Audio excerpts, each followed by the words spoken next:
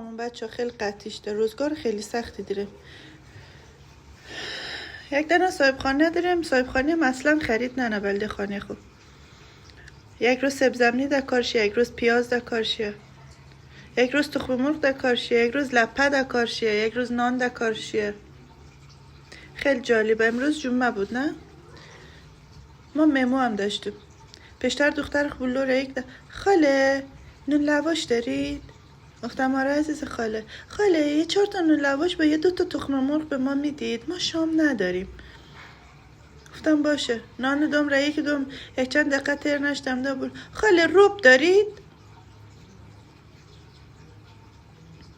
اصلا ما را سوپری سرکوچه خیال کده، بقال سرکوچه خیال کده جناب. ایشالله که یک روز ویدیو این دادی تو برسه خجالت بکشی. ما که رویم نمیشه ده زن بچه تو بگو.